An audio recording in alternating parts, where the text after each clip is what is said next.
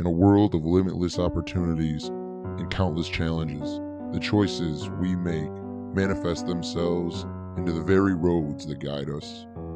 And the tribulations and triumphs that shape, weather, and bind these paths together are the very essence of what makes the world such a beautifully strange place.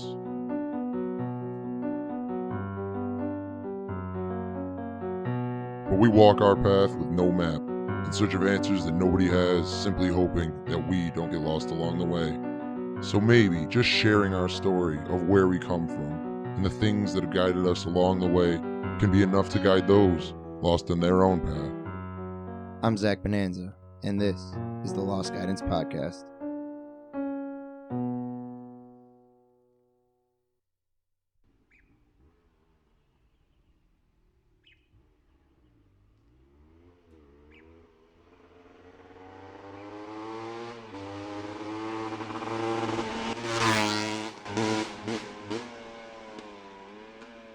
That's right, we're flying tonight, baby. Ladies and gentlemen, welcome to the first ever Lost Guidance Podcast. And to anybody who maybe misunderstood or didn't fully listen to the intro, the idea here is just we're all people on our own path, just good people trying to make it in the world. And there's no answer key, there's no rule book.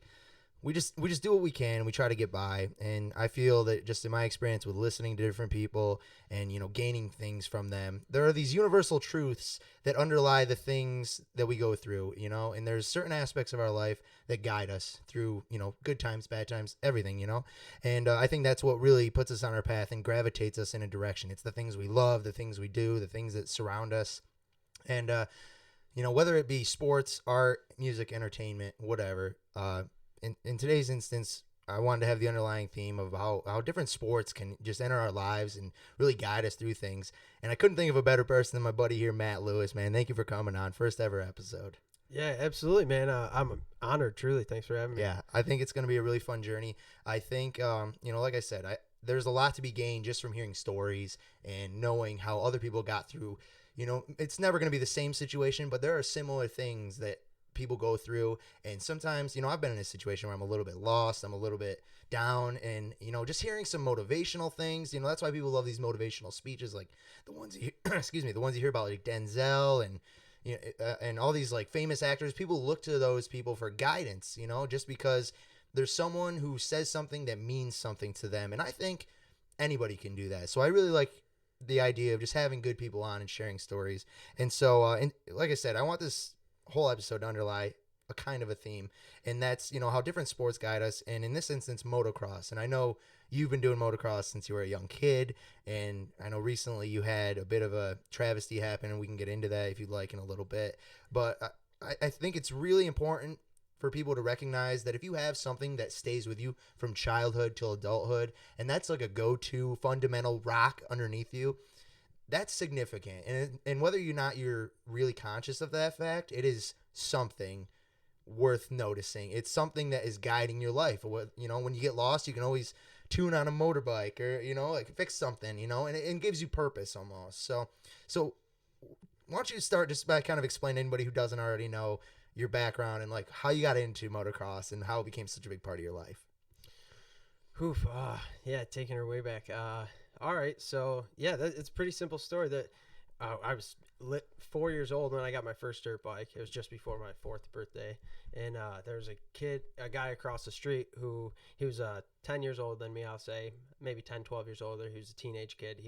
He was into racing dirt bikes, and he convinced my parents that as we were young kids, like this was the thing to get your kids into. Apparently, my dad rode Harleys and street bikes and stuff, so he kind of had the passion for two wheels. So yeah. He never, both of my parents, in all fairness, they've said this so many times, they never could have imagined it would have been this, getting into this. They thought it was getting their kid a trail bike to ride around the backyard. Like they didn't think you'd grasp to it so hard? No, definitely not. Yeah, it wasn't ever intended to be anything like that. We really knew nothing about motocross. It was actually, so I'm kind of taking it back to before the early days of this, the conception of it, if you will. But it wasn't even for years that I ever got on a motocross track and started like thinking this is what I want to do. So but it really was early on, 4 years old. All right, 5 so years you were old. riding at 4, no training wheels. No training. No, just no sending training. it. Exactly, yep. Your parents are probably watching, like, how did we let this 14-year-old convince us to get a 4-year-old? Yeah. You know? It was wild stuff, man. I guess, yeah, for sure. And So- I had really good balance and things like that. I rode a two-wheeled bicycle without training wheels at, like, my parents say 2 years old. It was like, Wow. yeah. So I was super young. I mean, you always got to doing be that stuff. 4 on a dirt bike. Yeah, exactly. I obviously had some experience under my Yeah. belt already at that point, but yeah. So that's kind of it. Is we got dirt bikes and they were always in the garage. So it took years to ever get to a track and to take it more than just you and your brother riding in the backyard as trail riders. But Right. we always loved it. Every Christmas, every birthday, those were the gifts you asked for: a new jersey, a helmet, goggles. It was yeah. Well, normal kids want video games and you know Yeah. toys. They're like, let me just get some gear. You know, That's exactly it, that's yeah. awesome. So when did you actually start like racing? I think I was I know I was 9 the first time I raced, and it was probably a year and a half before that I was going to the track a little bit. So maybe a 7.5 when I started riding at the track a little Wow. bit. And then my parents got me a race bike, because that's one thing, well, not to get into it, but it's kind of a distinction. If you're going to start going to motocross, you actually have to have the equipment to do those jumps and things. It's different Right. than the normal trail. So like dirt bike. like a normal trail bike is different than the ones you want on the dirt that you're racing with. If you're going to start doing that regularly, for sure. Do you remember what you were racing on? Yeah, I remember all these bikes really well, man. Yeah, my Because you're first intimate with them almost. You're Oh, not for in like a sure. sexual sense, but like you have your hands on it every day. You're riding it. You know it's work. I ride a Harley, obviously. So you know that. And Yeah. So I know what you mean. You become familiar with how it rides and everything. Dude, it's so funny you say that. So my first dirt bike, not to branch off here too much. No, but go ahead, dude. was, This is full of branches. That's life's yeah, tree. I guess it was because dirt bikes always come out, like a model year will come out sometimes before that year's actually up, for people who don't know how that works and everything. Okay. So this was actually I think it was in 1997, I believe, 1997 PW50, and so that was my first dirt bike that my parents went and bought from Bennett Motors. I can remember sitting on the showroom, the salesman telling me and my brother, "Oh, hop on it," So I end up this summer, just last year, this little girl that I've grown very fond of at the races. She's cool little stuff. But so her parents got her the exact same bike. She actually got 2 of them, but one of them happened to be like the same year, and it looks identical to the one You're that I had. smitten. Dude, oh yeah, it had problems, and I was like, I'll bring it home, I'll work on it for free. Like, just the nostalgia was amazing. Yeah, to have this thing in my garage even for a minute. That's awesome. It was cool. So I actually had a 97 PW50 in my garage this summer again, and I was taking pictures of it and everything, and it was weathered, scratched up and beat up, but yeah. So that was my first bike. But when I was 7, I was on I think it was a 2000 Honda XR70. That's what it was. So we started going to the track with that. I didn't even really have like gear or anything, not the right boots or any of that stuff, which is all important when you start jumping. You get like, that's, I think, how a lot of these things happen is me and my brother started kind of pushing our equipment and our gear to the limits, and our parents could see like, all right, It's becoming unsafe. Yeah, we got to stop this, or we got to get them on some better That's stuff, funny. That's so funny. Yeah. So I remember I knew you raced for a while, but then I remember years where I knew you, and like when you and I, because we grew up together pretty much. Remember Valley Place, and Yeah. The old neighborhood block, the cul-de-sac, and I remember you being around, always killing it on bikes, popping wheelies for a mile long. But I remember you weren't racing at a certain point, and you took a bit of a hiatus, and then you really got into it a few years back. So Yeah. what like made you stop and then come back? Yeah, sure. Well, so I've had this on off thing a couple times. I won't, so it actually happened. I raced when I was 9 and 10, and then completely stopped when I was 11 and 12. And I got into BMX racing, actually, doing bikes. And Oh, then that's right. Yeah, and then okay. we got back into it when I was like 13, because actually so this is kind of interesting enough, but I actually got back into riding dirt bikes when my parents split up, and then we pretty much quickly had to get out of it within another year or two, because with your parents split up, you don't have the money to Yeah. do dirt bike racing. Yeah. So more or less, Dad was kind of one of the driving forces getting us out of it. So when Dad and Mom weren't together anymore, we were able to convince Mom to get us back racing again. So we did that for 13 and 14 when I was 13 and 14. Then it was 10 years that I didn't have a dirt bike for, pretty much. Once in that 10 years, I borrowed a dirt bike off my brother that he got one when he was in the military, and I rode it. But yeah, so it was a good 10-year hiatus. Like So it you was said. just kind of like things didn't work out at the time, and it just never really worked out until Yeah. you went back. Oh, and I knew, dude, over that, years, it sounds weird, but it's like I'm looking at it retrospectively and kind of saying, man, that's what was missing from my life that whole time. Like right after 14, 15, I instantly started getting in trouble and always hung out with some, I would call them colorful individuals, but they That's were the most euphemistic way I've ever heard that. yeah. But they were my people though. These are like, I feel like we operate on the same wavelength, and right? That it's maybe says something about me or whatever, but it's just the truth, and right. These are definitely still to this day a lot of the best dudes that I know, and but yeah, so. Yeah, it's like something was missing that whole time, and I always told myself, oh, when I turned 18, 19 years old, I knew that, it's kind of like the kid who says, I'm going to move out of my parents' house right away. It was like, I'm going to be able to afford getting a dirt bike, and I'm going to go back racing at all costs. So it wasn't quite then. That is when I was 19 is when I borrowed a bike, went racing. I actually had a severe head injury. I'm sure that could be a whole nother. How the fuck did you get that? Well, this might jog your memory, but yeah, I actually I crashed at Unadilla. I had a helicopter ride out of there. Oh yeah. I forgot about that. And I actually they said, like, quote unquote, I died twice there. They had to bring me back to life and everything. Wait, all right, so we got to backtrack that quick. So you were how old at this time? 19, you said? 19, yeah. Yeah. That was truly like 5 years off a bike, like literally no dirt biking for 5 years. And my brother was in the military. He had a KX 250F. He came home and he had brought the bike home, and I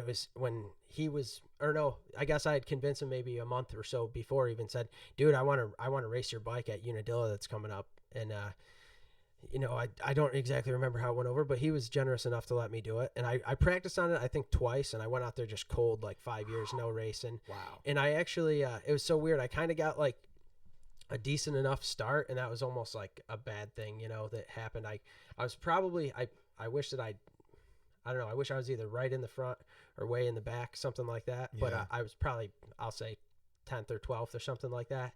And everybody bunches up, and it felt like in the first few turns, I was like slicing and dicing and making my way good. And I was feeling so great. And maybe only halfway into the first lap, literally my first race back in 5 years, a kid in front of me, it's coming down a downhill jump. He gets squirrely, and I landed right into the back of him. Like, I was going to jump. My take on it is I was going to jump a little farther than he was.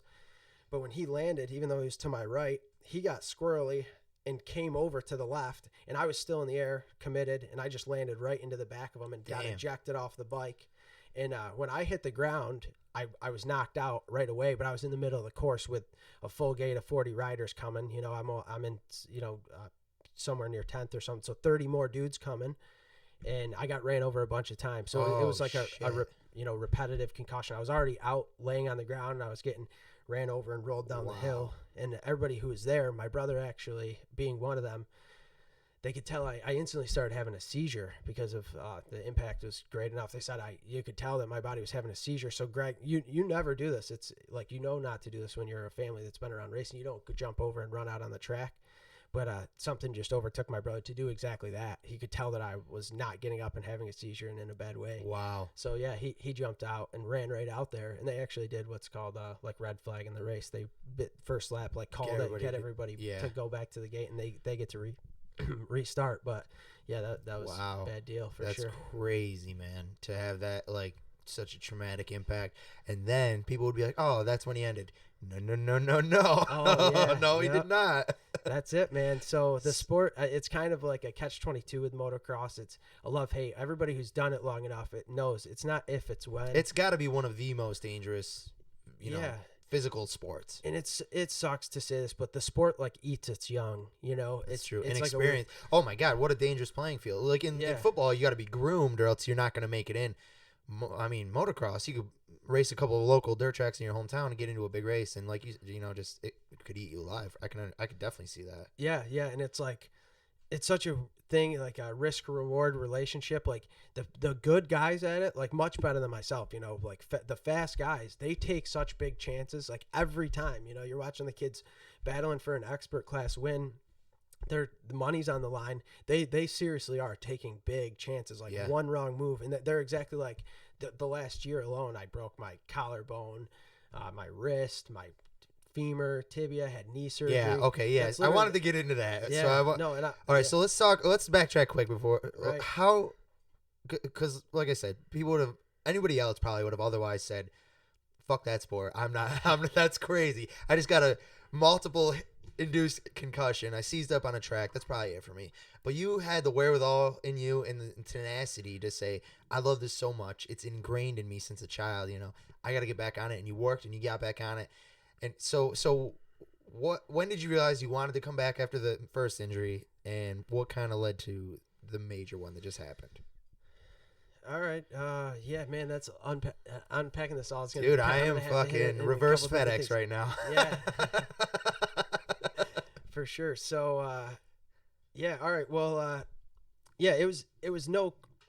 My family was not going to let me ride for years. That was. It wasn't even like on the table. It sounds weird to say that. Like, this is America. You have free will or whatever you want to say. But yeah, it's just different. You know, you have family who cares about you, and they were Right. literally like, yeah, like, you're done. You know, they would have done anything to keep me off a dirt bike after that first head injury at 19. So, and even to say what, like, I kind of gave up for that is, I was always very analytical person, like strong in math and science. I was going to school for engineering at the time, and this completely, I lost like 2 months of memory from this head injury. Wow. In weird, foggy ways. But I actually ended up having to change my major and everything from school because I went back and I was struggling so much, and I was like thinking about retaking courses, you know, the physics. What were you taking at the time? It was Calc 2 and Physics 2, and I finished them. I passed these courses, but you know, I'm like, need to go back and do that. You know, that's the way that I felt from my perspective. So yeah, especially calculus. It was that was the one that I was like going in, and I think I had a talk with. Well, I guess I'm getting off into a sidebar here, but I had a talk with my professor like first week when I went back to. So this all happens.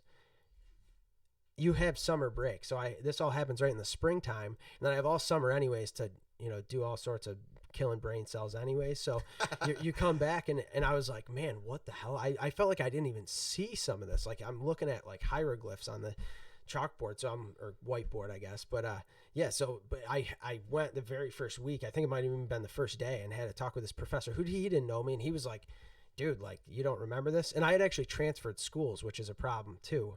So he's telling me, like, maybe you took calculus light at your last school. And I'm like, shit, maybe. Like, maybe they didn't cover the right material, you know, which I don't think is the case. You know, it's like I brought my syllabus to him. I was kind of had this struggle. So it was like, man, tough pill to swallow when you've always been like a strong kid in class or whatever you want to say that. And then to all of a sudden, like, feel like something's wrong.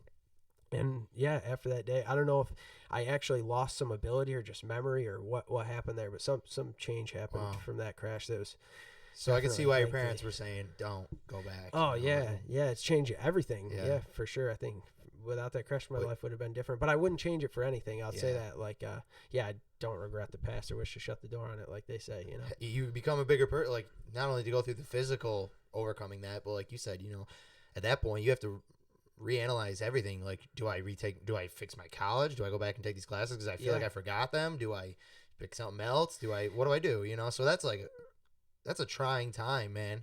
And for you, like I said, man, it was such an emotional connection to you. Like, people would think, what, it's just a sport. People just watch dirt biking on TV or whatever, and they don't, like, you know, there's a lot of people in this country who have so much heart in them to keep doing this that, yeah, a crash is not going to make or break you. Oh my God.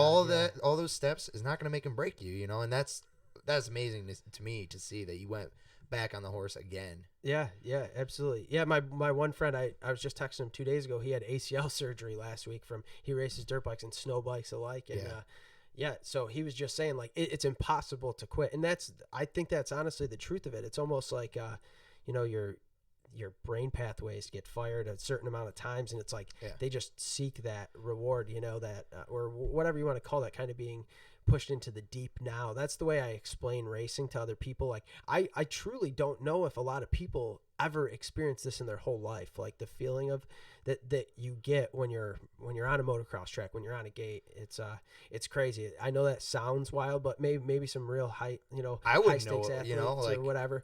a lot of people never get that experience. Some people, you could be a young kid and go try out for the football team. That's whatever. You've experienced football a little bit. You kind of get the gist. Flag football, a little Pop Warner, whatever. You could try out for any sport in high school, but not motocross. That's something you have to have. You not only have to like convince your parents and then practice and know how to be on two wheels and make these curves, but then like you said, you were doing it for years. You took a break, you went back to it. Like, Yeah. it's a driver, man. Like that is something that guided you through this, and that's like the recurring theme. That's amazing to me. Yeah, and for everything to get to the track, I mean, especially for like a kid, even at my age now, it just feels like you're up against like a lot compared to what the people who are normally there at this, they're there with their parents, they're there with all sorts of money and a motorhome with all this stuff. So it's like you're showing up with your girlfriend in a pickup truck and your bike, your bike breaks. That's it. You do something to your bike, or like you don't have three more. Right. Like, and I know that sounds crazy, but that's really the high. Again, it's kind of as you move up the ladder and you want to compete, you want to win. That's what it takes. It takes at least one pristine bike that's like that you and that bike work together, like, hand in glove. Swiss watch. Yeah, it's crazy. Yeah. But so it's kind of, a little bit of why I love the sport so much. It's like the ultimate test of man and machine and technology, and you're mating it with the earth. And it's kind of, I don't know, you're getting into this like flow state that you're the closest you can be to that near perfect split second decision making. It's just boom, boom, boom, like everything. You can't fire like that normally. You have this, dump of neurochemicals in your brain that are all performance enhancing that like this is why I say I don't think most people know what that's like their own body to like, so there's times I've came off the track and puked and like almost passed out, and people have asked me if I'm okay because I will literally like redline my heart. I put a thing on there, it's over 200. Everybody's heart's different, but my heart is up there. It's like a hummingbird, dude. It's at 200 beats a minute the whole time I'm on the track. So it's like 15 minutes, whatever that is. It takes some cardiovascular endurance to do that. Yeah, like you said, I don't think people would even realize how physically straining that can be. Like stress alone, like your adrenal glands are kicking in, man. Oh yeah, pumping some epinephrine, yeah. and that's amazing. So, hold on, let me get another drink. Absolutely, man. I hope you people like this sweet ass Coors Light mini fridge. Yeah, I'm not gonna lie, it's off because it's so damn loud, but it's fucking kick ass, Seabass, and it has a light. I unplugged it. Shit. Or I would turn the light on. You probably like it. I'll show you later. Yeah. But it's all neon in there. It's sick. Dude, I like this whole setting in here, man. Thanks, dude. It took me a lot of time, and I've been saying I wanted to do this for a while, and I feel like some people in today's day and age, they're worried about if I'm not top, why do it at all? Like if I'm not some gorgeous Instagram model, why post a picture of me? Or if I'm not being listened to by enough people, why make a status? Why go out of my way? It's because everybody has something to contribute to the world. It's just who is going to pick up on it. And while you may have 100, 1,000, 200,000, whatever, all these people saying, yeah, fuck that guy or whatever. Like, I don't care what he says. You never know when one person reads what you said and connects with it or listens to something like your story and just connects with it. Like this is a big motocross style town and area. So if somebody were to just hear this podcast and say, man, I was going through some shit and I was always worried about, do I have what it takes? And, I was worried about getting back from an injury or whatever. To hear somebody else who did come back from the grave, of putting the bike away and shutting it away forever, you kept coming back, man. And I think those stories are what matter. And that's what people want, is they want a little bit of shared experience. Like I said before, like a universal truth between you, something that connects you in a way that nobody else gets it, but like in a room full of 1,000 people will say fuck off, they're the one person thinking you're right. And that's what this show is about. And so that's why I really have been putting in work into it. I wanted a nice studio. I wanted nice equipment. I wanted a really cool intro that kind of grasped the audience attention. And I wanted some good guests. And like I said, I couldn't think of a better person to have on for my first guest. And it's amazing to me how crazy passionate you are about something, because it's so easy today for people to just become bipartisans to just mindlessness, like if you were to ask a handful of people or a handful of young people, like middle schoolers or something, what are you truly passionate about? I bet you half their answers are going to be Instagram, Facebook, like social media, you know, like, because that's how much, so much of their day is consumed by it, where like other people like you are so passionate about, you know, something else that has led them through the dark and the light, that's your go-to. That's what you revert to. And I think there are people out there. And so that's why I love sharing these stories, you know? Yeah, absolutely, dude.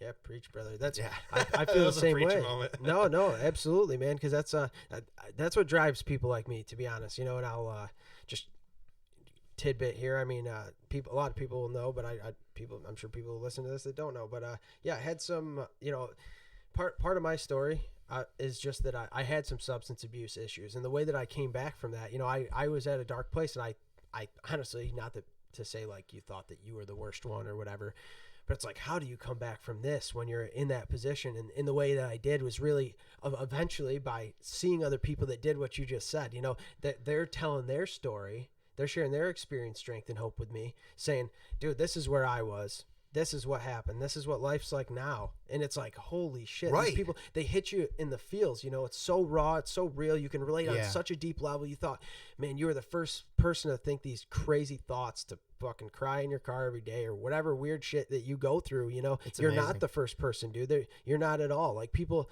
yeah. And that's just kind of the thing, is that you could, you know, take this lesson and apply it, or any lessons, and apply them any way you want. Yeah. I try to do that with every person I hear. Yeah. Instead of picking it out, it's like, how do we relate, dude? How do I pick something out of that? Like you know, stuff I've never done in life, but people are there talking about it, and I'm trying to pick out like what that relates to, you know, or how I can use those tidbits, or man, Yeah, golden absolutely, nuggets, man. you know? It's I get so much just from hearing, because I mean, in a world of almost, we're on the verge of going toward 8 billion people. All right, that's a lot of people. That's you a know, lot of people, and bro. and to selfishly think that you're the only person who feels a particular way or has gone through something, or it's the worst. All right, granted, there are people out there who have it very bad, and I'm not trying to negate their experience. I'm just saying there are people in this world who have it worse. I get up every day. I have a good job. I have a means of providing for myself.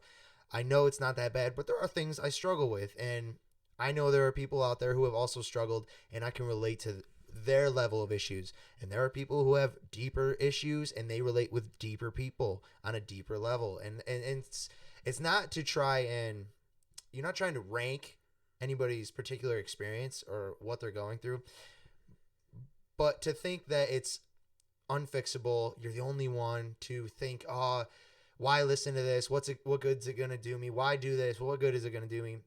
That's just such a for lack of a better word, it's a damning concept. You'll feel nothing but damnation. Like, it will be inside you thinking just the most pessimistic and down thoughts. And I think people need to really open their doors in their minds and their hearts, and just be aware and knowledgeable of the concept that you're not alone in this world. You're just a little bit different than somebody else's very similar story, and you're just a different chess piece on the board. And it's good to reach out and connect, you know? And so, yeah, I don't know, man. I think this is something I've been thinking a lot about, and that's why I really wanted to do this. I'm not trying to get famous or rich or anything like that.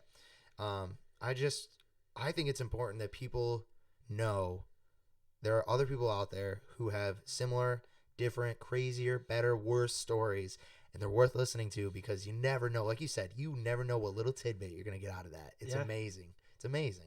Dude, yeah. And that's it. Almost, and you know, you could almost flip side of the coin that say like everybody has their story, right? Yeah. Like it's Seven and I seven even plus think that billion. the more it's like, I used to think that when I was little, I'd be like, wow, that person's got a crazy life, or this person's got a crazy life, and I thought that was like rare, you know, having like family chaos or problems or all this crazy shit, or like a dark cloud type of thought, you know. And I even have kind of weird thoughts like that like, oh, me or my family or any such weird thing. You're like, man, is there like, you know, you look at certain people, it seems like they have this good luck, and then you other people that don't have good luck, if you want to call it such a thing.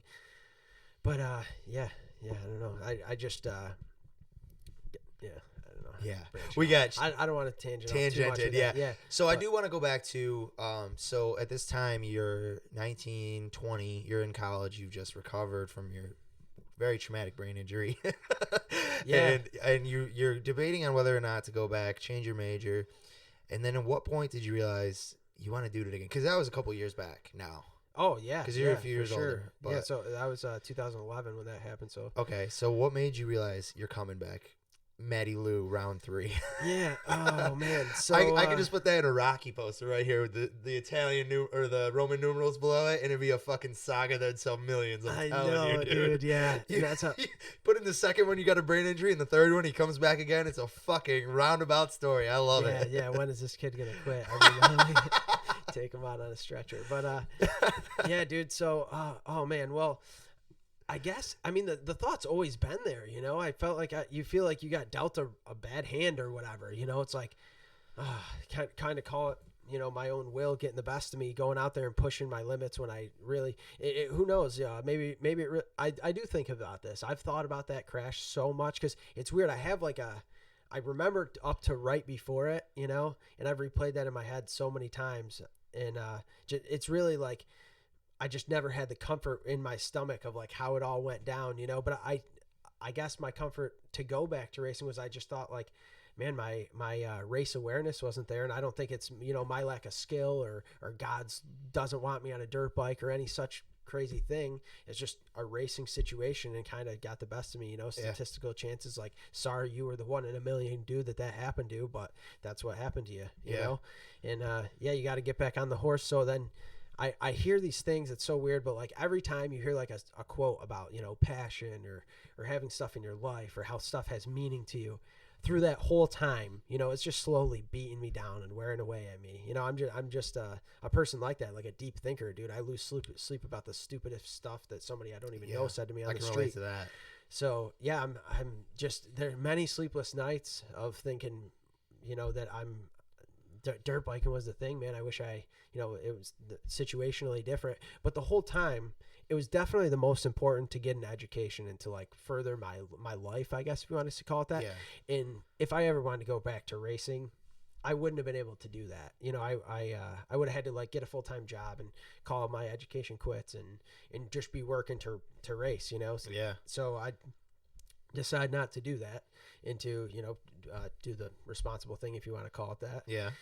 And so I do that, go back to school, and I remember, I guess I would say this is probably the moment or the time frame when it happened, is I lived, my last semester of college was 2014, and I thought I would get a bike again, but I lived next to these guys who rode dirt bikes. Like, they still had them. They didn't bring them to college with them. Like, most people don't do all that, bring all your stuff to college with you, you know? Yeah. But they rode dirt bikes, so I would talk to them about it. But they never actually raced, you know. They just like rode a trail road and stuff. But we connected on a deep level with this, so we talked about it all the time. And they were like, you know, I would tell them the story, and it's weird. They like never ever would have imagined I went back to riding. Either one of these kids who rode, but they would say like, man, like they were like, we never got to race, we never got to any of this. So that's kind of why we never. You know, at this point of being an adult, you're not going to risk your life for injury to go do that. But I guess when it's in your blood, it's in your blood. So it's a kind of a different thing. So during that time frame, I knew that it was inevitable. Within the next couple of years, I would be. That's so funny because while your friends there were probably thinking about hey, I'm in college. I'm worried about my career. Where's this education taking me? You're like, I can't wait to get on a fucking bike again. Oh, it was a means. Awesome. Yeah, it's always been like a means to do that. It sounds weird, but yeah, like all you care about, it's crazy when you're riding and racing regularly. All you care about is being healthy and faster. Whatever level you are, be faster tomorrow. Be healthier tomorrow. Get on the stationary bike. Almost every kid I know has some intense way of doing cardio, whether it's a row machine or a stationary bike, and that's the way you do it. You get on there and redline your heart. I can imagine that helps, like you said, with the nerves, or like your heart's cranking out, you know, because epinephrine kicks through your system, dude. You're vast. So in case people don't know, I have a little bit of my degrees in biological psychology, so I loved seeing physiological responses. So when you tell me your heart is pumping, I just think about your fucking blood vessels are wide open, just pumping blood, trying to you're just like in the moment, man, and that is so crazy. And so I can see, definitely physical recuperation and stamina is wicked important. And I did see you got that wicked nice, what is it, what's that bike called? Isn't it like a brand name bike? Your stationary? Oh my! Like a real, what's it called? It's just a Schwinn. Oh, is it? Yeah. No. Your stationary bike in your house. Yeah. It's a fucking Schwinn? Yeah. Why did I think it was? nicer one. I thought it was like one of those Pelotons or something. Or No. whatever they're called. It is like a nicer one. I got the one with the comfy You seat. got, wait a minute. You got a 20, Schwinn? 25 speeds. You got Electric model. You got a Schwinn It's got station- speakers on it. Your phone hooks to it. It's okay, but It's got a bell with the sparkly danglers. yeah. It's literally a Schwinn stationary bike. It's a Schwinn. I think it's like a model 190 or something. I don't know. Schwinn's like, we don't buy bikes if people want to ride down the Yeah. road, so we're just selling one. Mind if I do a plug for Schwinn real quick? Yeah. Ladies and gentlemen, this is brought to you by Schwinn. Just kidding. It's not brought to you by Schwinn. No, fuck that. Huffy for life, Fucking son. Mongoose. Oh, that's great, man. Yeah, so, man, I guess I'll try to finish my, Yeah, my revert thought ba- there. yeah, Holy sorry. shit. I know I'm getting, deep state here with it, but yeah, so that's it, man. It's slowly wearing away at me. I know that it's inevitable. I got to find a career. I got to buy a house, all that stuff. I want to go on with life as a young man, but the racing was definitely a huge part of this. And it was as soon as it became a piece of the puzzle. Like I'm literally saying, like as soon as I was financially able to. Oh, that was yummy. I'm sorry, because these are wicked good mics, and you definitely just heard you that. probably just tasted You just tasted mango White Claw. Just the spritz. All right, sorry. Keeping sorry. it classy, Yeah. low carb. But yeah, gotta watch your motocross figures. so I'm like, man, I'm going racing. So I buy the first way I wear away at my family's. I get like what's called a pit bike, just like a little. It'd be like a 10-year-old kid's dirt bike. it's like a 50cc, right? Yeah. This one was modified. It was a 140, but they're normally like. Do you ever just 110. fucking do anything normal? No, It's no, low definitely. key. Yeah, Like, I definitely could get a not. pit bike, but This it's gonna one be like was- the biggest one I can find. Yeah, that's it. Because I didn't even have a dirt bike yet, so I had to scratch that itch, And it was like 1 month later, I got a dirt bike, so I really didn't even need to do this right. middle stage. But I had to get my family like thinking, okay, he's going to the dirt bike track, or he's talking to dirt bike friends. And He's this and going that. back. It's, Yeah, the like path is it's a initiated possible again. thing. Yeah. He meandered, but he's back, bitches. Right. Yeah. Yep. So, man, I get the pit bike. I start riding that thing a little bit. That's fun. And then I get another bike, Honda 250F, and then get a job selling life insurance. And I don't ride the 250F at all. I think I rode it twice in the spring, like April, May, early May time. And then I don't touch it again until August, because it was that. Even to ride the dirt bike, I would have had to keep the job going and keep everything afloat. So it's like, yeah, you can't, the one hand washes the other there. So eventually it's like August comes around, and I didn't want to work for that life insurance company anymore. So the first thing I did when I stopped working there and stopped working the 7 days a week that I was working was started riding dirt bikes again. It was like, boom, right then in August. I mean, by September, it was September 11th.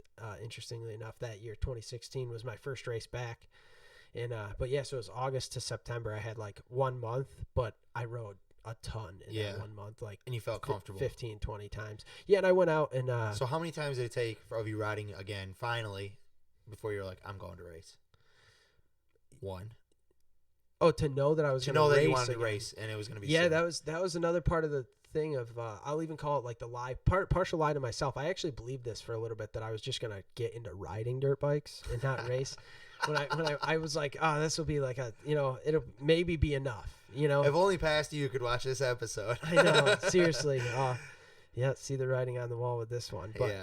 but yeah, so that's it. And then I go to the track, and it was like, everybody's so much faster, and the sports came along so far in 10 years. Not that you didn't know that happened watching it from the sidelines, but it's really different. Like even the layout of the tracks is a little bit different, and everything's just like different. So you're kind of a fish out of water at first, but it wasn't too long, man. I think a month into it, I like reasonably had like control of riding a dirt bike. A good grip. Yeah. For the speed that I was at, I'm nowhere near, slow speed. So I start off, I'd take advice of one of my good friends. Like, yeah, if you want to race, just do the bottom of the barrel, man. Start at the bottom, beginner class, go out there, get some experience. You know, if you're faster than those guys, good. If you're not, oh well, then you know, and you go out and ride with people your speed, not over your head or pushing it. So that was probably the best advice I got, because it's like not being a true beginner. It was like a hard pill to swallow, if you want to call it that. You like feel, Yeah. you know what I'm saying? You feel like you're getting pushed down to JV To have or such a some weird lifelong experience and connection with this sport, and now you got to start square one. Yeah, and like you're sitting on the gate and like everybody next to you, like it's just like such a weird thing. Like they just like the term's goons, you know, but like you're surrounded by goons, and you're literally thinking like, I got to get away from these people in the first 15 feet of the race, because some people out there in that class are weapons because they're so unskilled. So it's like that is a catch-22, is you're not like worried about like people, you know, riding with these guys who are pushing the limits, and you're in last thinking you suck, so you're gonna at least go as fast as the guy in front of you, kind of theory. Yeah. You know, that you're not doing that. Right. You know, you're out there riding at your speed, but at the same time, the guy next to you could just lose control like they do and just murk you. So fuck you up, dude. It's a dangerous sport for sure. Yeah. So you raced September 11th, 2016, and then how many more races till your accident? Oh. Because I know you did quite a few, right? Yeah, maybe 15 or so. Yeah. Okay. Yeah. So I round out that season only racing 3-4 times. 2016. I come back in 2017, get mostly a full year of racing, and in 2017 I had like one pretty good crash that kept me off the bike for like 6 weeks. But that was honestly, and you still said fuck it, I'll come back. Yeah, that one, and actually that one, oh man, thanks Matt Randall for the loaner bike there, but I crashed a friend's bike and I did some damage to it. So I remember this. It was sucky, man. That was like, holy fuck, you know, like he was nice. My bike was getting suspension work, so he was nice enough to let me ride his, and I crashed it, and pretty significantly hard, I guess. You know, I have what do they call them, like bulging discs in my back now from that one, but they've mostly like scarred over. The way that it is, like the scar, they told me that this could potentially happen, and it's mostly better. I have a little sciatica down my left leg, actually, from that crash still, and all these big crashes, you still feel it every day. Yeah, that's you're going fast and you're hitting hard earth, man. You're not driving around on cotton candy here. It's fucking hard earth. Yeah, that's all right. So 6 weeks you laid up, you go back. I can't believe this is your third crash now. So I go so I'll just do a little brief synopsis. So I basically, as this is going, you know, I'm gaining steam. I'm getting a little bit faster. I actually even got I go and buy a brand new bike for the beginning of 2017. I'm like full committed, work out through the winter between 16 and 17, come back, and I think I come right out and I win. You got to win 3 races to get kicked out of the beginner class. That's how it works. And there's like 35 people in there. And so you go up to novice? Yeah, then you bump up. It's like they actually they term these, they're like DCBA now, but it's using the old school terms like novice, amateur, and expert. Like that's what still people call it, you know. But yeah, so that's what it is. Yeah, so I went from like the D class or beginner class, won 3 races. Right, I think it was my first three. I came out on a new bike and healthy and fit, and won by a good bit. So so you built some confidence again in yourself, and that's it. And then I go out to my first novice race, and I actually pull the whole shot, both motos that day, and lead laps in both motos. But it's a 95-degree scorcher, like really one of the hottest days of the whole summer. And I was so, we talk about nerves and heart rate and all this shit. Yeah. On the very first lap of the first race in that class, I puked in my helmet. Holy fuck! So fucking Holy nervous. fuck! What? I would quit right there. I know, dude. And this is it's. You just eat it? Like, what did you do? I actually, the kid, this is worth mentioning this story for sure. So I pull. I've always been a really good starter, and at this time I'm weighing like 125 pounds. So a kid on a fast bike that weighs that little, you can get to the first turn pretty good if you get a good jump. Yeah. So I'm knowing that, and I go in there believing for weeks. I'm visualizing, I'm fucking pulling the whole shot. There's no way I'm not. And of course, like I don't know whether that's a little product of that or whatever, confidence or what happened.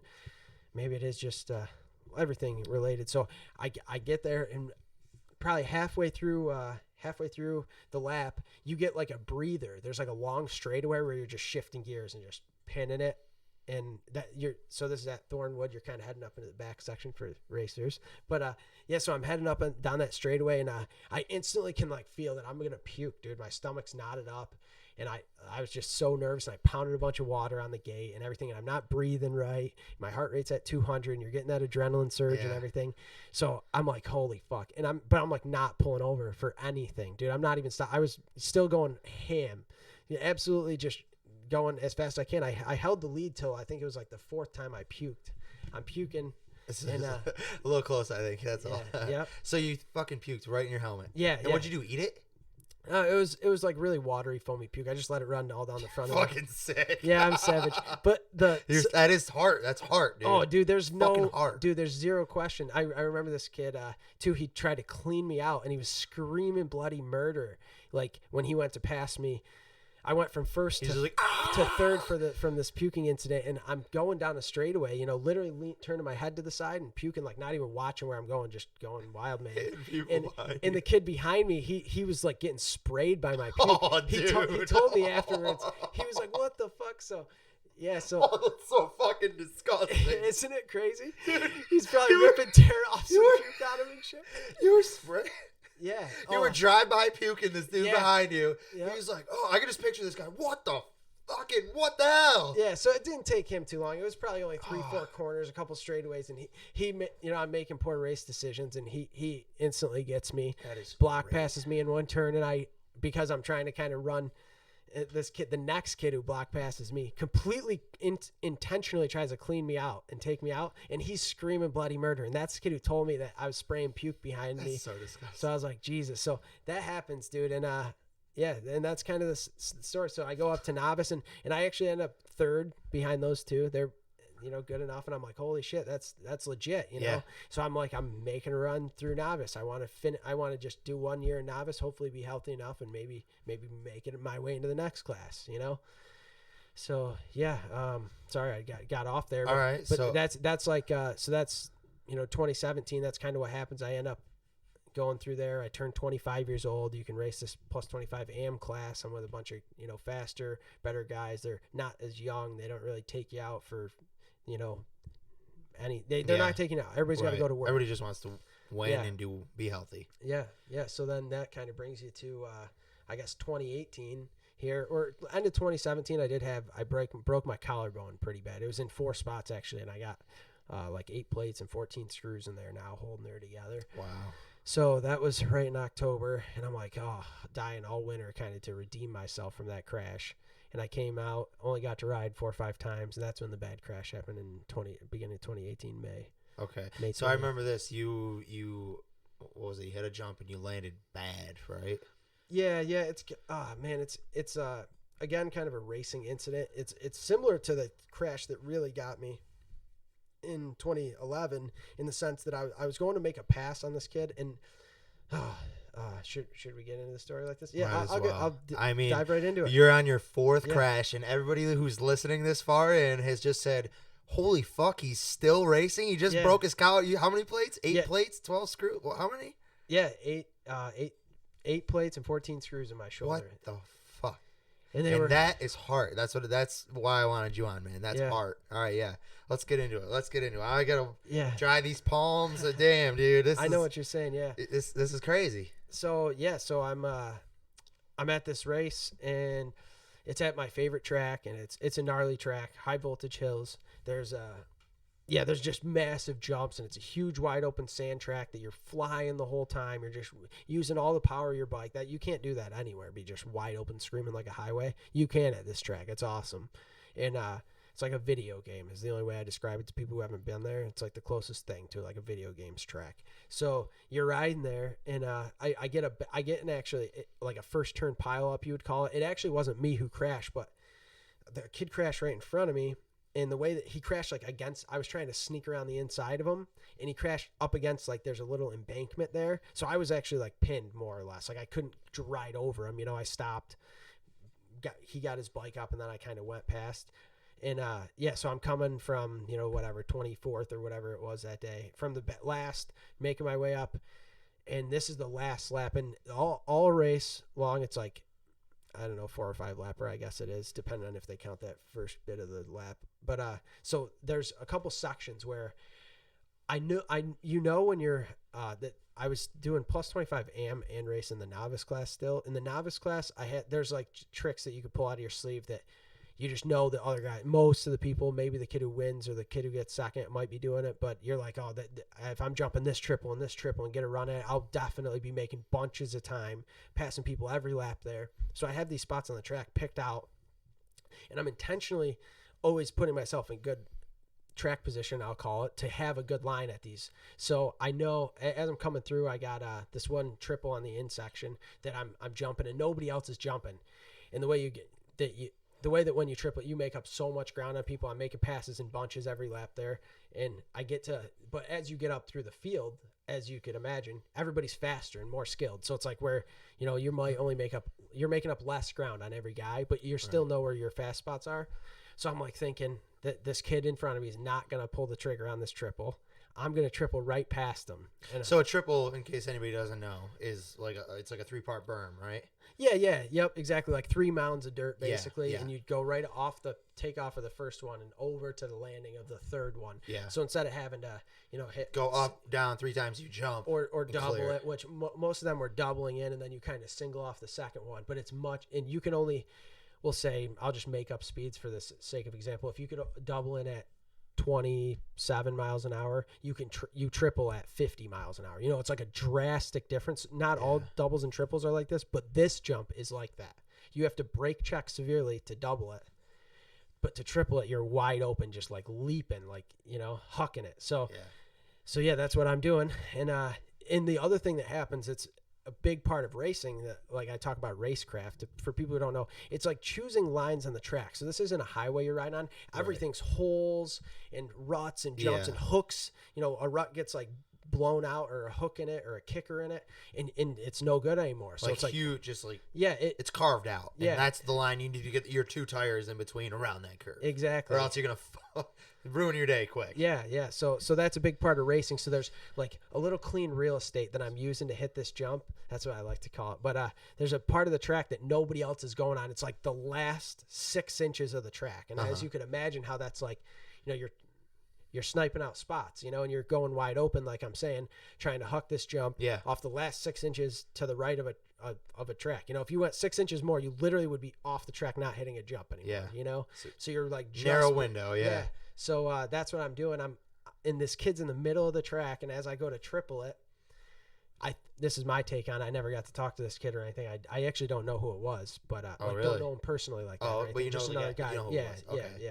Just like know of him, haven't talked to him or anything. But so I believe he heard me, and he thought that, oh shit, I don't want to get landed on. And this is part about being in the unskilled classes too, is people don't do what's called holding your line. He thinks like, oh man, maybe somebody's landing on me. Like the sound of it tricked him.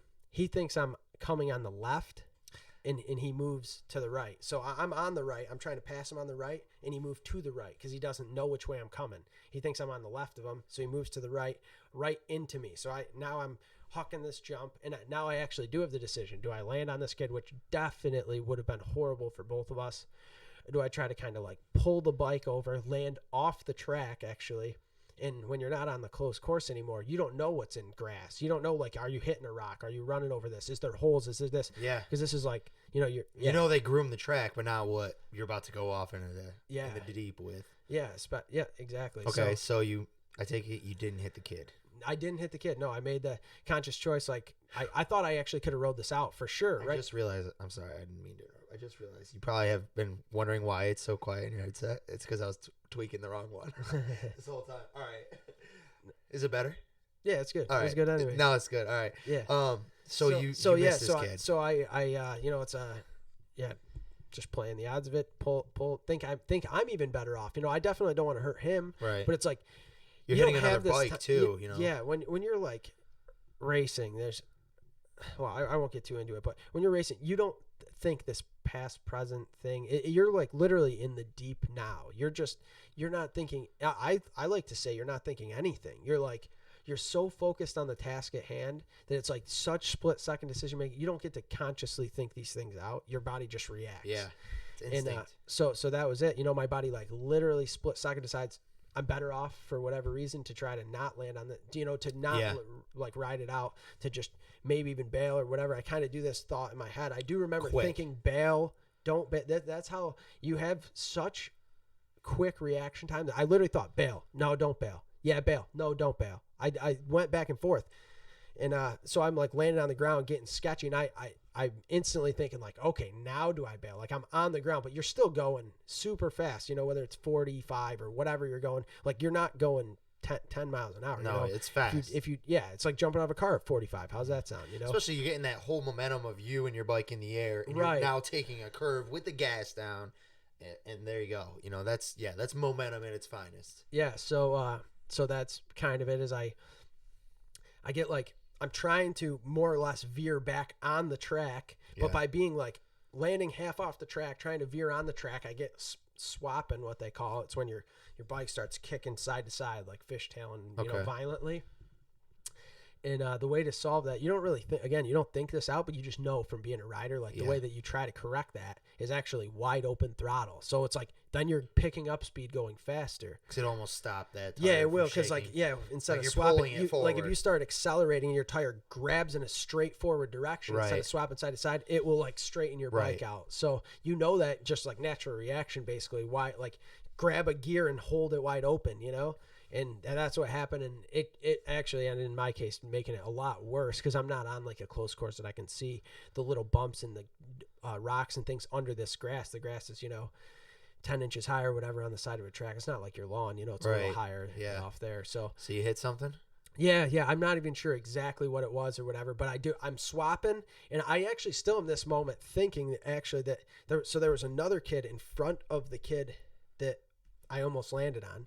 And I'm like thinking that I'm straight gonna kamikaze that kid because we're coming up on a turn, like a right-handed sweeper, and he's like on the brakes and slowing up, and there's no way I'm doing that. Yeah. Like I'm like hanging off the back of my bike wide open, and I'm like, oh man, am I gonna like clean this kid out?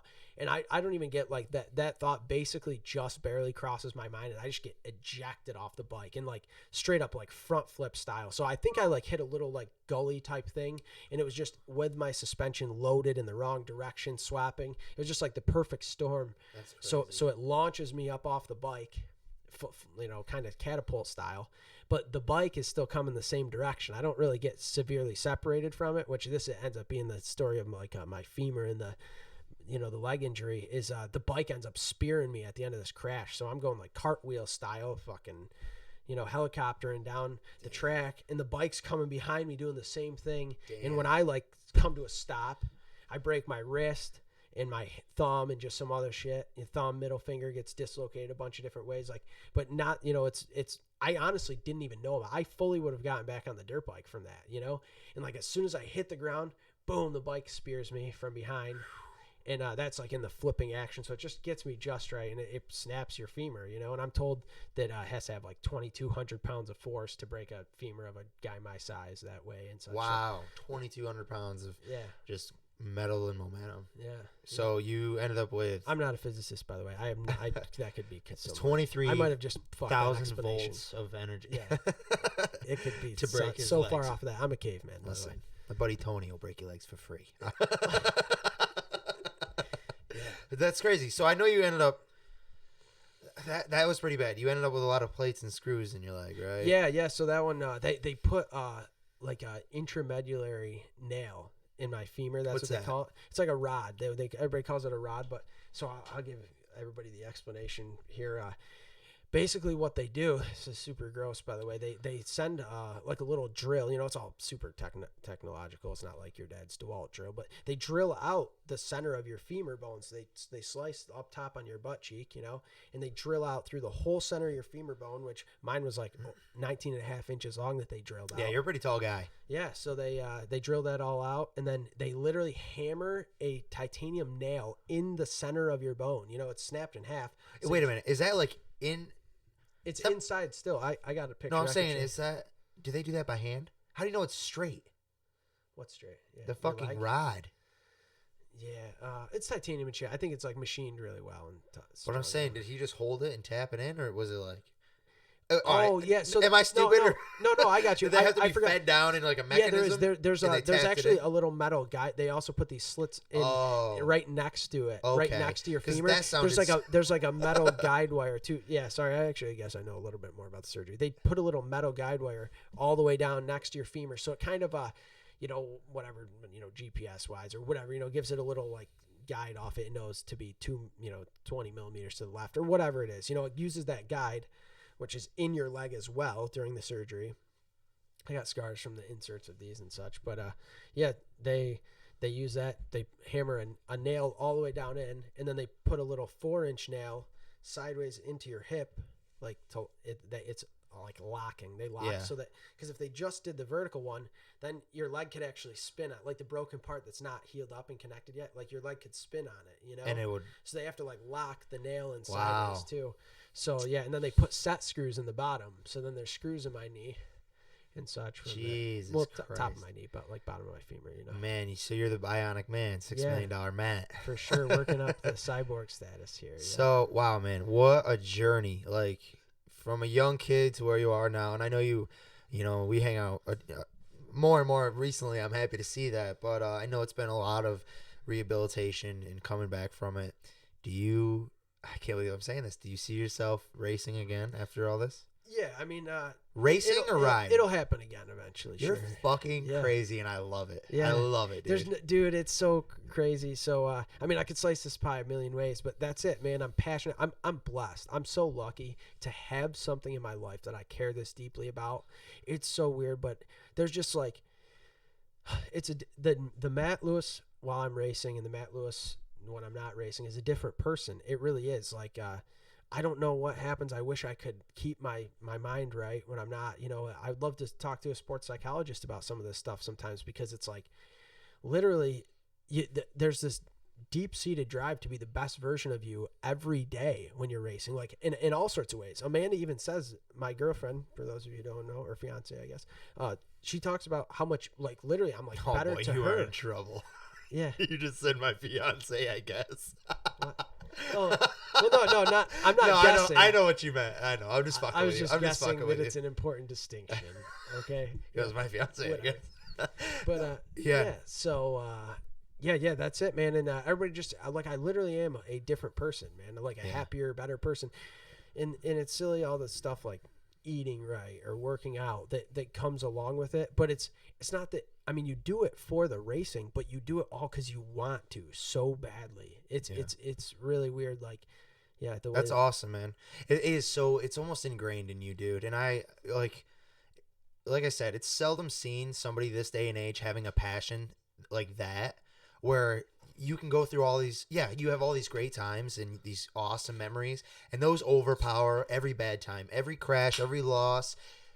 It all means something to you, and it's so awesome to see somebody have something they can grasp to like that, and it always motivates them. And sure, you went through some hard shit, dude. I couldn't even imagine breaking my leg that way, or having a concussion like that, or breaking my collarbone, and the list goes on. And you stood there and you said, I love this so much, and it means something to me. And whatever, like you said, that was such a powerful line you just said. The Matt Lewis in real life, like when you're outside of racing, and the Matt Lewis racing are two different people, and that is so respectable, because that other person takes over when you're not racing without you even realizing it, I bet.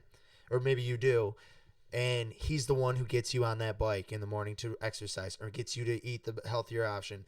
And somewhere in there, that guy who's ready to go on that bike is chiming in and saying, put the fucking cheeseburger down. Let's get a salad. Let's get ready, because this ain't over yet. And that is so awesome, dude. And that's, I really wanted, it's such a powerful story, your whole life. And it all does kind of, not that it's your only thing, you have a million things going for you, but it is such like a circumventing, like a point of focus that your life circumvents around, and it always reverts back to get back on the bike, get on the horse. And that's like such a powerful like theme, and such a powerful message to people. Like, if you love something, don't quit. And you might get kicked in the ass by it. It might come back to haunt you a little bit. You might have troubles, but if you love it and you want to do it, you got to keep doing it. And that's, if you don't, you'll feel it in your heart, in your mind, every day.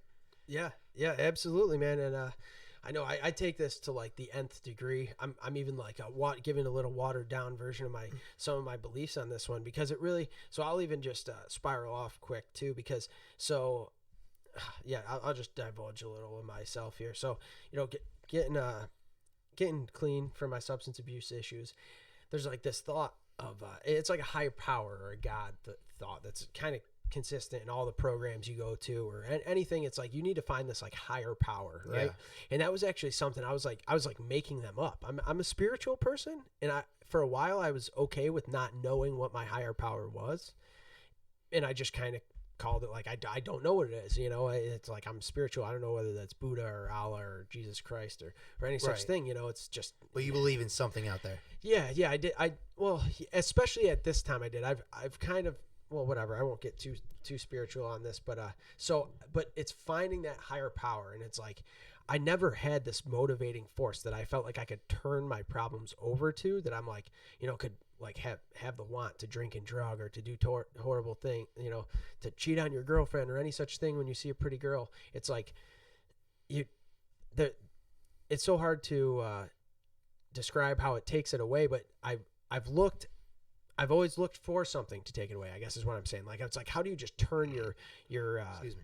You know, all your sins and your bad thoughts and when you do that moral inventory, I don't get how that works. And that's why I really never had anything that I was this passionate about. So then come years after that, when I start riding again, it was like the greatest motivating force. And then I started actually, I think this is probably the first time I ever said it out loud to another person, but that's just what I started calling it in my mind, that it was like motocross was like my higher power. And and that's not crazy, dude. No, it's not at all. And you could look at this anyway. If you've been around it, it's the community. You know, I got an army of little brothers that follow me around at the racetrack and stuff. And I love them all, man. Like, it's crazy, but it just bonds you in such a way. There's, whether you're 45 years old or you're 16 or you're 6, we're all standing there having the best time ever. We're like truly a family, a community. You know, I would again and again and again, whether I'm riding or not. Even after my injury, I came back to the races all summer long. That's how I spent my Sundays, just being around these people. This is my family, you know? So it's like, even if I wasn't riding and racing, it's hard to walk away from that. You know, it's it's still your family. And something you just said just made me think, and I've never even pictured it like this before, like motocross being your higher power. And it's because you're around it so much. If you want to do, not that I want this to become a religious show or anything, but that is a big portion of religion. Your parents, your family has brought you there. You've been around it your whole life. These things make you comfortable. They are something that guides you through darkness and light. I can't think of the word, but it's like a surrounding aspect to you. It's something that's always there for you if you need to turn to it. It's something that's always able to be your fallback. You know, you can always go to it. And like you said, even if you're not riding or whatever, you were looking at bikes, talking about bikes. You're in college, discussing with friends. You're building something related to a bike. And that's like, I mean, if you want to say like whatever religion, insert X here. It's, you know, going, doing the good deed, donating, doing your prayers, doing whatever, you know. And while some people may turn to the higher power as something, you know, that's been actualized, like something that's on paper, that's one thing, and that's great.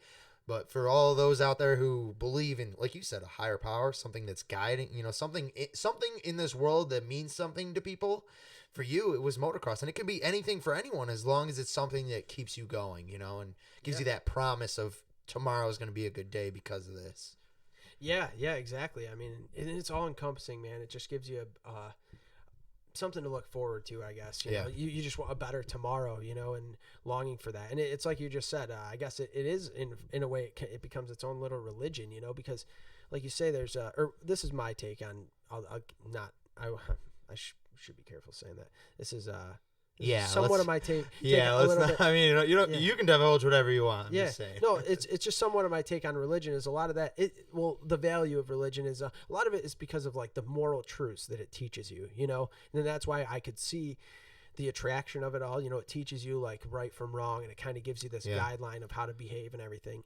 And for me, like I just never jived with the religion aspect. I didn't think that was really, I feel like my moral truths were coming to me, and I had, most of them were hard earned lessons, but they came in the medium I needed them to. And motocross was one of them. And I look around and it's like, man, it doesn't teach you how to be a good racer and how to win a race. It teaches you how to win in life. Like, I look at every one of these kids that's grown up at the racetrack. Some of them, don't get me wrong, they're spoiled brats because their parents give them a lot. Yeah. But they have grit, dude. Like, if you're a good racer, you just, the physical sacrifice that it takes, you understand something. Like, somebody could talk about being an excellent piano player or any such thing, and you understand that 10,000 hour rule, what it takes to be great, to be great at something. You're never gonna. I see it with racers that a lot less than the average person. You know, and I'm generalizing here, but like just they're way less quick to put anything down. You know, someone's little sister's there that is in piano or that does this or that or cheerleading or any silly thing. You know, I'm trying to keep it mainstream more or less, but it's like you understand like what. Oh, who cares what they like? People put me down for being a 25-year-old kid who still rides dirt bikes and who actually, I mean, it's kind of a shame to say this, but it isn't at the same time. I feel blessed, and it's almost like a curse that it's like, man, I'm 25 years old and I still think dirt bike racing is the most important thing in the fucking because world, to you it is, dude, and that's all that matters. It doesn't matter what any other people think. Right? Because I don't know where I'd be without it though, and that's the sad truth of it. That's all, awesome. You know what? It's been a little over an hour now. I told myself I want to keep these. I could talk to you all night, man. Oh, dude, I'm sure we'll keep chatting after this, but we'll I save think it for episode 2. Listen, yeah, absolutely, dude. Matt Lewis episode 2. Yeah, it was great having you on, man. And let's get a little tune rolling. Oh, what? Zach mixed this up himself. He did. You know me. Listen, dude, it was awesome having you on. I think you said a lot that means a lot. It's good to have these underlying values, these underlying truths, and it's powerful to stand by something in today's day and age that it literally motivates you to get up every day and do your life a little bit differently. It literally it gives you the inspiration, the tenacity to come back after injury, and after all this work. You know that I put in this work for a damn good reason, and I'm not going to let it end here. And that is so powerful. And I hope to anybody listening that you understand, if we can do these things in life, you can do anything. People can come back from the depths. People can come down off their pedestal. Life is a game of many swerves and challenges. And I mean, don't just take it from Matt. Take it from every next episode. We're going to have all these great people coming on, telling their story of things that guided them. It's never too late, too early, too soon, too anything to believe in yourself, in your dreams, and the things that guide you through life. It's just how much effort you want to put into it, how much you believe in yourself, how much you believe in everything you do. And I think that is in itself such a powerful concept. Oh, dude, that's it. You just said it all, man. Yeah. I like that. Yeah, think just that's a like good your way. intro, dude. Just to speak to that a little bit, you know, it's such like a. It just really gets my brain firing, I guess, to say that, you know, to be thinking about these things, of what deepness and All there those- is to it, and how much certain things really mean to you, as much as people think like it's trivial or somebody might not realize it. And I try to look for that in other people too. Like we were talking about at the beginning of the show, it's all about relating. You know, I hope that you guys could take some stuff from this that both of us said. You know, he had a lot of good stuff there. It was hard to touch on a lot of that. It's like sometimes you're just getting the tip of the iceberg, but it really, it's all, you know, there's levels to that game, I guess, you know, but just try to relate to somebody and try to, you know, move forward with that thought. Yeah. Well, I appreciate it, man. I've been putting in a lot of work here. I wrote that intro myself because it means something to me. And one of the lines in there says, however these paths that we walk are shaped, weathered, and bound together, that is the essence of what life is. And I truly believe that. And I hope that anybody I come in contact with, and all the great people like you who are my friends, man, I hope everybody has a chance to really comprehend that life may suck, but that's what life is. And that's what makes it beautiful, is that it's never dark forever. The sun will come out and everything will be better. You just have to find something to anchor yourself to and let it come out of you, brother, and be strong with it and be passionate like you, dude. A man of many talents. Thank you so much, Matt. I can't wait to have you on again. Fucking great conversation, bro. So absolutely. What Anytime, an episode, man. one. It's been an honor. Thank you. Yeah, thank you. What an episode, one. Guys, stay tuned. I want to do a quick shout out. Thank you to Carly Wright for the kick-ass cover art. Thank you to everybody who is supporting me at the time. Like I said, I'm not trying to do this to be rich and famous. I'm just trying to do this because I think there's a message out there that needs to be said, and it's nice knowing someone out there relates to you. Stay tuned. I'm going to be going live every Sunday. The time is tentative, but we're going to say as of now it's going to be 2 o'clock on Sundays. You can watch live on Twitch, and you'll be able to chime in, give your input. These episodes can be found on, as it says on the page, Facebook, YouTube. We'll have clips and, discussions, pictures with the guests and everything. If you have anything you want to share or a story or whatever, get a hold of me, lostguidancepodcast@gmail.com. That's lostguidancepodcast@gmail.com again. And, I'm willing to talk to anybody about a great story. I think life is beautiful, and I think we covered that in aces today, man. So, again, thank you for having the time to come by, and try not to get too lost out there. Have a good one.